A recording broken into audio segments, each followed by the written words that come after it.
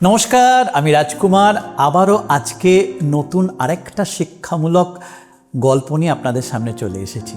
যারা এখনো পর্যন্ত আমার চ্যানেলটি এবং রাজকুমার ইউটিউব চ্যানেলটি সাবস্ক্রাইব করেননি, তারা অবশ্যই সাবস্ক্রাইব করে নিন।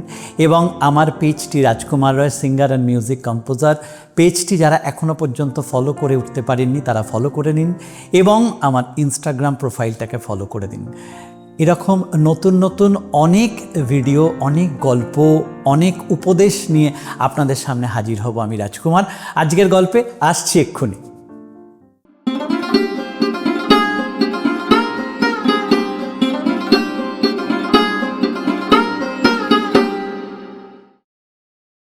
আজকের গল্পের কুশীলব একটি ঈগল এবং এক মুরগি মাতা।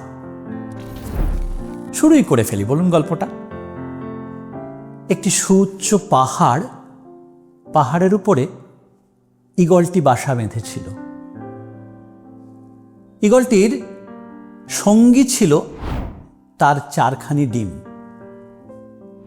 সে রোজ সকালবেলায় ডিমগুলিতে তা দিত এবং সারাদিনের জন্য বেরিয়ে যেত খাবার সংগ্রহের কারণে।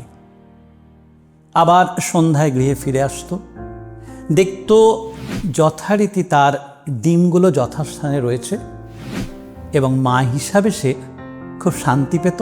আবার তা দিয়ে পরের দিনের জন্য অপেক্ষা করত। শান্তিতেই জীবন কাটছিল ঈগলটির কয়েকদিন। হঠাৎ করে একদিন সকালবেলা বেরিয়ে যাবার পরে প্রচণ্ড ভূমিকম্পে পাহাড় কেঁপে উঠল। ডিমগুলো যথাস্থানে রইল না। 3টি ডিম সেই বাসাতেই থেকে গেল, কিন্তু একটি ডিম সেই বাসাচ্যুত হলো এবং গড়াতে গড়াতে পাহাড় থেকে গড়াতে পড়তে থাকলো। পড়ল কোথায়? একটি মুরগির বাসায়। মুরগি দেখলো একটি নতুন ডিম, বেশ বড় সড়ো ডিম। মুরগি ঠিক বুঝতে পারছিল না যে ওটা কার ডিম, কিন্তু তা দিয়ে তার থেকেও বাচ্চা নির্গত হলো। ঈগলের বাচ্চা তৈরি হলো।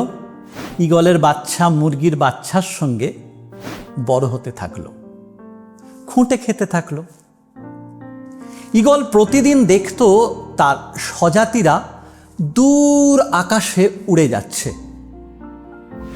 ঈগলের খুব ইচ্ছা হতো তার স্বজাতির সঙ্গে উড়ে যেতে, অনেক দূরে যাবার স্বপ্ন দেখতে। সে তার স্বপ্নের কথা, সে তার ইচ্ছার কথা তার মুরগি মাকে জানালো। আমারও ওদের মতো উড়তে ইচ্ছা করে। মুরগি তাকে বুঝিয়েছিল, তুমি তো মুরগি, তুমি কি উড়তে পারো নাকি? মুরগির যে অত দূরে ওড়ার ক্ষমতা নেই। ঈগলটি অন্ধবিশ্বাসে সেই মুরগি মাকে বিশ্বাস করল এবং নিজের পায়ে বেড়ি বেঁধে দিল।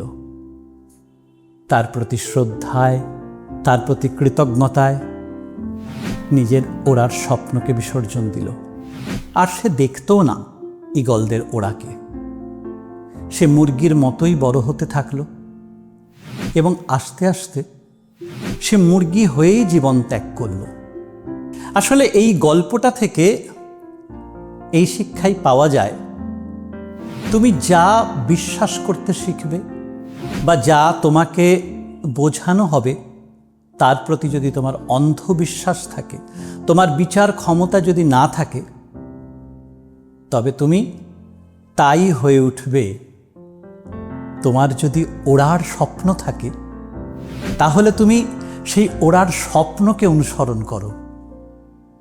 তুমি মুরগির প্রতি নিশ্চয়ই শ্রদ্ধাশীল হও, কিন্তু তার বোঝানো খাতে নিজেকে চলতে দিও না। তাহলে তোমার স্বপ্নের অপমৃত্যু ঘটবে। ভালো থাকবেন।